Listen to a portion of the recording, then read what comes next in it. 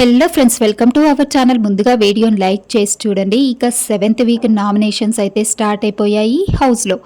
ఇక ఒక్కొక్కరు అయితే ఎప్పుడు నామినేషన్స్ వస్తాయా, ఎప్పుడు ఇచ్చి పడేద్దామా అన్న రేంజ్లోనే ఉన్నారు. ఎందుకంటే లాస్ట్ వీక్ వైల్డ్ కార్డ్స్ చేతిలోనే పెట్టారు నామినేషన్స్. ఇక ఓల్డ్ కంటెస్టెంట్స్కి ఆ ఛాన్స్ దొరకలేదు.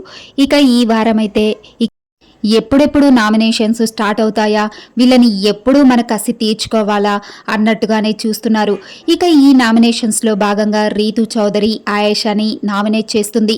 ఇక ఎందుకు నామినేట్ చేస్తుంది అంటే ఆయేషాకి రీతుకి 2 సార్లు గొడవ అయితే జరుగుతుంది.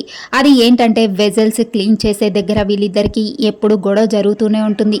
ఇక అందులో భాగంగా రీతు అంటుంది, ఆయేషా నువ్వు చెప్పే విధానం బాలేదు, నువ్వు ప్రతి దానికి అరిచి చెప్తున్నావు, నువ్వు అలా చెప్తే నాకు నచ్చట్లేదు, ఏదైనా ఉంటే రీతు ఇది చెయ్యి అది చెయ్యి అని చెప్పి నాకు కూల్గా చెప్తే నేను చేస్తాను, అంతేకాని నువ్వు ప్రతి దానికి అరిచేస్తున్నావు, ఇక నాకు చిన్నగా చెప్తే నచ్చుతుంది, అలా అరిస్తే నచ్చదు అంటూ రీతు చెబుతుంది.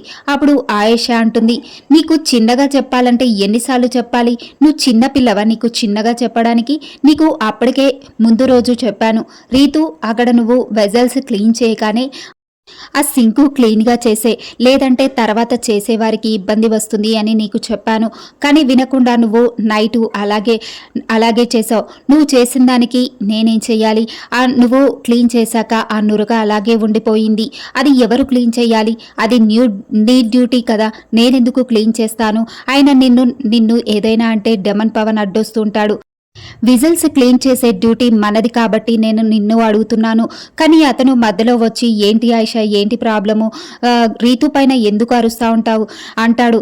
నాకేంటి పని నీ మీద, నాకు అరవడానికి నాకు ఇంకా ఏమీ పని లేదా, నేను అక్కడ కొంచెం సింక్లో నురుగ చూశాను కాబట్టి అంటున్నాను, డెమన్ పవన్కి ఏంటి ప్రాబ్లం వస్తుంది నేను అంటే, ఇంకోసారి నీ విషయంలో డెమన్ పవన్ అడ్డొచ్చినా నేను ఊరుకోను, ఇక నేను అక్కడ కిచెన్ మానిటర్ దివ్యకు కూడా చెప్పాను, ఇక్కడ నీట్గా చేయించు దివ్య, ఇక్కడ నురగ అలాగే ఉండిపోయిందని దివ్యకు చెప్పాను, దివ్య నీకు చెప్పలేదు, సో దానికి నా తప్పు కాదు, నేను ఆల్రెడీ చెప్పేశాను, కానీ నువ్వు వినకుండా అరుస్తున్నావు అనంటే అక్కడ నాకు ప్రాబ్లం వస్తుంది, మీరు చేసే డ్యూటీ మీరు కరెక్ట్గా చెయ్యండి, అప్పుడు ఎలాంటి ప్రాబ్లం రాదు, ఇంకా నేను అరవను మీ మీద అంటూ ఆయేషా గట్టిగా వేసేస్తుంది రీతుని.